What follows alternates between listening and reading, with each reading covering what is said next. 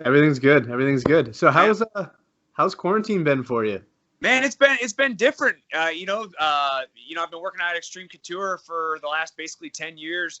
They took away our key. Couldn't go into the gym for the longest time. It's nice getting back into the gym, getting back in the swing of things. Currently still unemployed.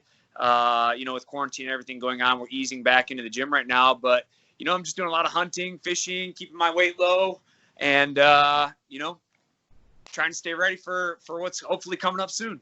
I can tell you've been doing a lot of hunting. There's a lot of hunting videos on there. And what's this eating the heart thing? Is that just like, is that tradition? What is that? So it started off, allegedly, it started, 100 years ago with my grandfather's grandfather. Oh, when you kill your first whatever, you have to eat the heart.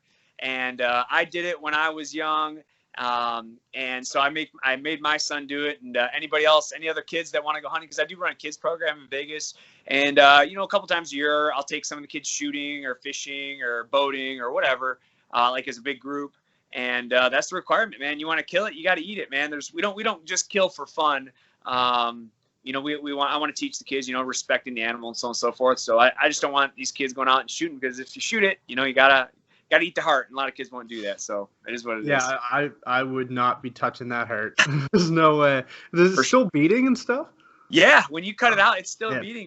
It's pretty gnarly. The kids think it's gross, but every single one of them that's done it, there's probably been 3 or 4 of them. They just brag about it for days on end after that. And you know what? What's cool is they're gonna remember it for the rest of their lives. When I'm dead and gone, they're gonna remember it, and they're gonna pass it on to their kids too, and tell them how one day they ate a heart. So it's pretty cool. On the coaching side of things, you're the kids program, you coach kids, right? Yeah, that's one of the programs. So I do fitness classes, like a cardio kickboxing. I do a wrestling program. I do the kids fitness kids fitness program, and then the kids grappling program, kids wrestling. What's it been like throughout all of this? Obviously, you can't physically help any kids out. Is it all done virtually, or? Honestly, right now, we haven't done anything. Nothing virtual. I know some of the kids, some of the gyms, like Dunham Jiu-Jitsu was doing like a Zoom class where everyone gets on the computer and stuff. We didn't do that. I don't know. I think it was going to be too much work for what we were going to get out of it. I don't know how much we're going to get out of it. Right now, Bryce Harley, actually, I think he's running 2 kids classes a week right now, just gi.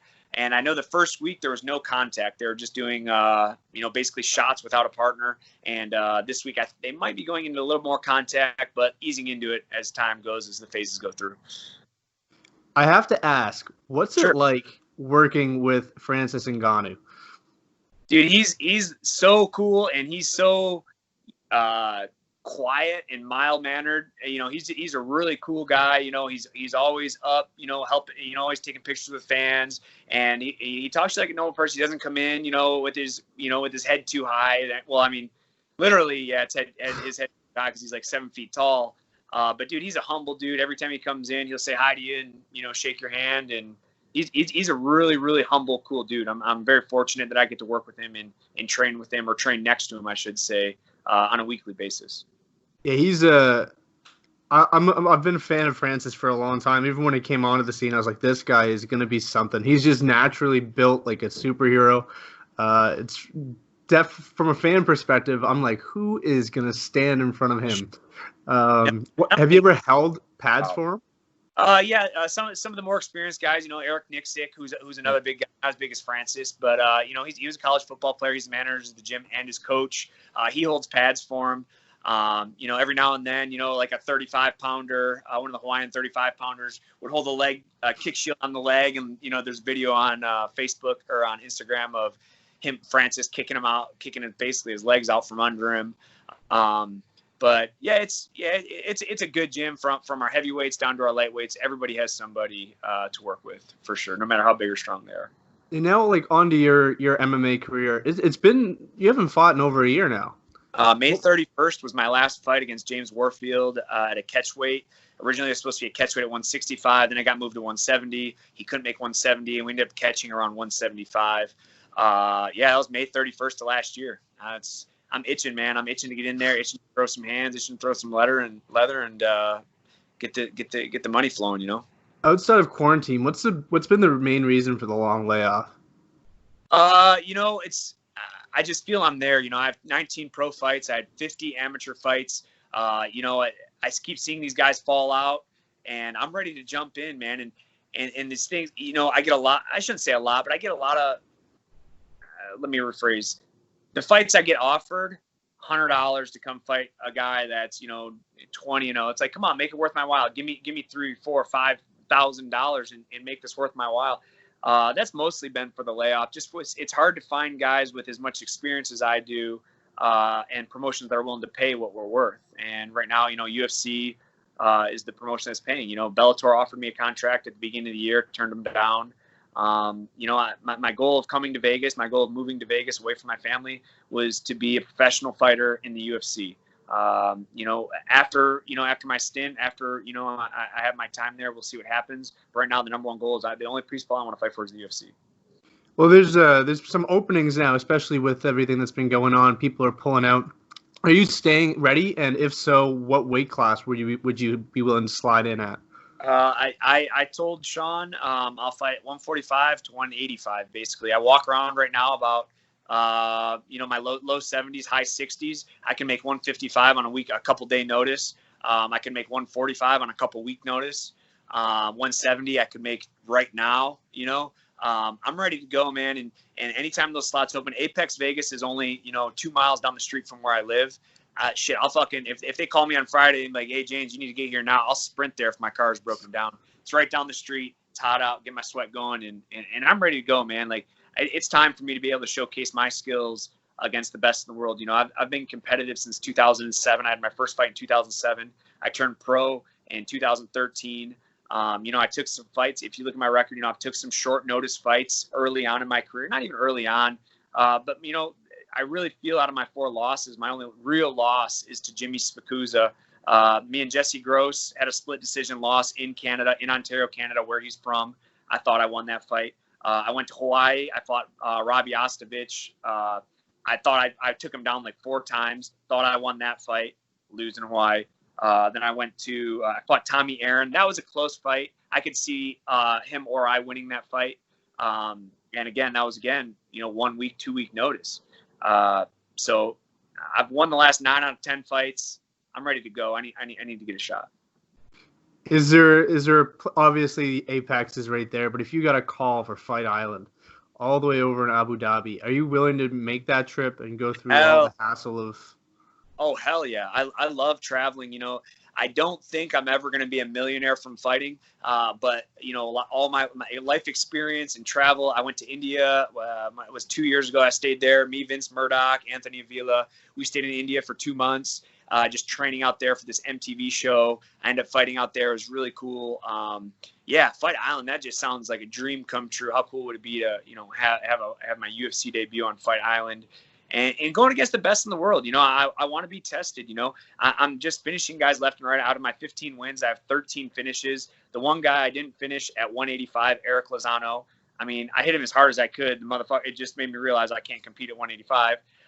And then Troy Lamson, who was he was 7-0 as a pro, and he was like 18-0 as an amateur leading into our fight, and I beat him 50-45.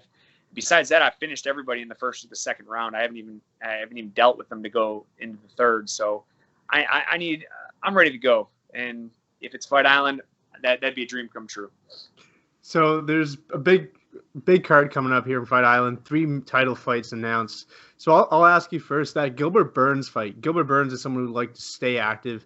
He put on this crazy win streak, took out Tyron Woodley quite convincingly.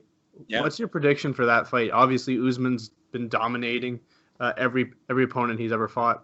Sure. So Gilbert, I got to train with probably about 5 or 6 years ago. Or no, probably a little bit longer than that. Maybe 8 years ago. He'd come in with Vitor, and that guy is a freaking stud. His grappling, granted it was 10 years ago, but I just remember just being manhandled by this guy round after round after round, never even breaking a sweat, going with me. And again, although it was 10 years ago, as hungry as he is right now and as good as he looked against Tyron Woodley, I'm a big Tyron Woodley fan. I love his power. I love his explosiveness. He's beat some of my teammates. I'm a big fan of him. To see the way Gilbert handled him was so impressive. And, Usman's been at the top for a while now. It wouldn't surprise me if Gilbert went there and took his title. And that co-main event there, Alex Volkanovski versus Max Holloway, the rematch. I personally see it going exactly the same way it did the first time. I just think Volkanovski has too much power. What's your thoughts? I really like Volkanov. That's actually maybe the first or second time I'd actually ever seen him fight coming in. Being a big Holloway fan, his striking is just so incredible. And I thought, just like he does everyone, he's just going to pitter patter until he breaks Volkanov. But what Volkanov did that really impressed me was the leg kicks. I feel he went above and beyond with the leg kicks, and it was not just outside leg kicks. He's setting him up off the same punches. He's coming in with his jab, throwing the inside kick, coming in with his jab, throwing the outside kick, keeping Holloway guessing the whole time. I was very impressed with that. I haven't seen anybody else do that to Holloway, and I'm surprised Aldo didn't. But either way, Volkanov was the hungry one. Holloway. That's another coin flip fight for me, man, because, Holloway, after he's a smart guy, he's a great fighter. He can go back, watch the film, see where he made his mistakes. He's going to make adjustments going into the next. My question is, how is Volkanov going to adjust to Holloway's adjustments? He's not just going to be able to go in there with his jab and throw those leg kicks and tear him apart. I think Holloway's going to, be in and out a little bit more. He's not going to stand as still, so he doesn't get hit with those big shots. It's going to be an exciting fight. I like to see Holloway come back and get his title back. But if Volkanov, sticks to his game plan and, is able to adjust for Holloway's adjustments, it's going to go the same way. So we talked a little bit about training at Xtreme Couture. What's it like working for possibly the GOAT? A lot of people, at least the original GOAT, and Randy Couture. What's it like working under him and working alongside him? Randy, I'll say this, is one of the best men I've ever met in my life. So when I was in college, I came out here in 2009. And I did my internship at Xtreme Couture for 2 years while I was in college. And I had a housing dispute of staying in Vegas for 3 months. Long story short, I was kicked out of the place I was staying. And, I went to the gym and I was sleeping in my car and shit. And Randy, not really knowing me all that well, he sees me here and there. I'm on his payroll, but he doesn't know me better than anybody else. Hey, man, I got a free room. Why don't you if you got another couple weeks to stay, you can just stay in my room or stay in my spare bedroom. So it was me, him, and his son. So I was like, holy shit, like this is incredible, going up and all the trophies, and has his title belts out. And that really spoke wonders to me. He sees, this college kid, down on his luck right now, just got kicked out of the apartment he was staying at. And just to invite me, I mean, for all he knows, I could have robbed him. Not to mention, I was at his house by myself 90% of the time. He was either traveling or, gone, and Ryan the same way. And obviously I didn't, but as far as he knows, I could have, and, never came back. But, he gave me that opportunity. Same thing with the coaching. Ryan, his son, gave me the opportunity to jump in the gym and show what I got. And I've been there for 10 years now, and I don't plan on going anywhere anytime soon. What's he like now in the gym? Obviously, he's a legend. He's won world titles late into his 40s even. What's he like now? Is he still dominating on the mat? He doesn't come in too much and compete with the fighters as much. Probably once every other month or so, he'll come in and run a practice. But yeah, he comes in, he lifts a lot of weights, usually early in the morning. So when people call him, hey, when's the best time, for the chance to meet Randy, it's early in the morning, but that's if he's in town. He has houses all around the world, I would guess.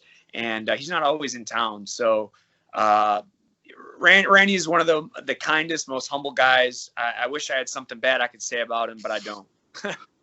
Yeah, there's not many guys who do. Obviously, him and Dana White have had their issues, but not many people say a negative thing about Randy Couture.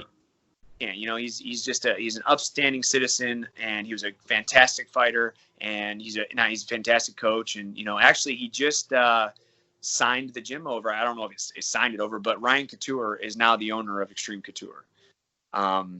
So that we're really excited about that. I think Ryan's going to come in and, put some stuff up for the gym. He's around more, he doesn't travel as much. He's in the gym every single day, working the front desk, working sales. So, that just happened, I believe, over quarantine. So everyone in the gym is really excited about that, to see where this is going to take us. Oh, wow. That's awesome. I haven't heard that. So that's news to me. Yeah. So how quickly could you turn around? You said you're ready. You said you're excited to go. You're ready to go. If you got a call from Dana White today, are you good to go on the weekend? I'm ready to fight tomorrow.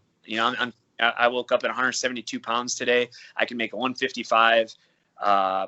I mean, if I can make it by tomorrow, if absolutely need be. Would it be miserable? Of course, and fucking be terrible. But I definitely could. I've proven, time and time again, my durability. I haven't been finished in a fight since, 2010. I've never been finished as a pro. 3 out of my 4 losses, I feel I've won. They've just been bad timing losses, honestly. Larry, I'll be on a 5-fight win streak, and I'll take a short notice fight because I've been laid off.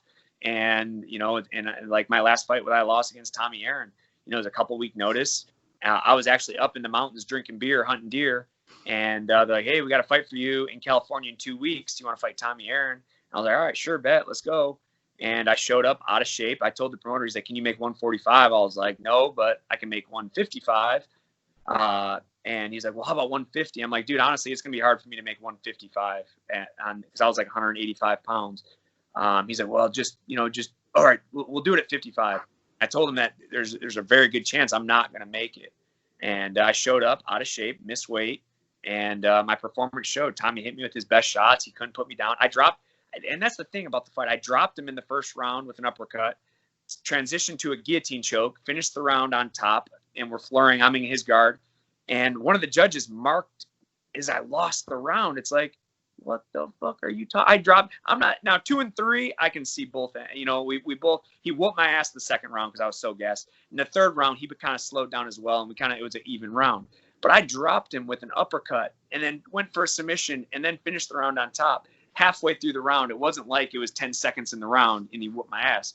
So that the home crown advantage thing, that's just bad timing again. I was on like a 4 or 5 fight win streak. I lose that fight. Now I'm back on another 4 or 5 fight win streak. I can't remember.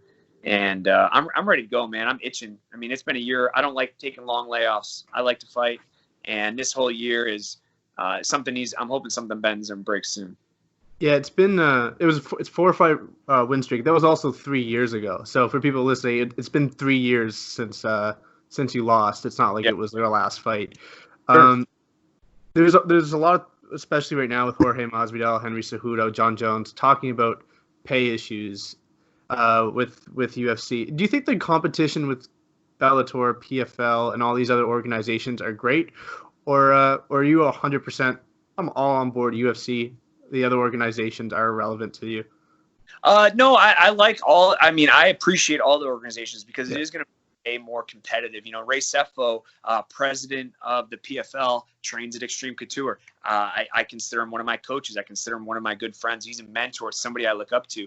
I think it's great. This $1 million tournament the PFL is coming up with is great. A lot of guys are going over that. They're going to start getting those big names fighters because they say they're going to do it, and they do it, and they've done it, and they've backed up every time. They have no issue paying. I know they have some great backers up there. Bellator, the same thing. I didn't really care for when I fought for Bellator once a long time ago, and I had a first round knockout.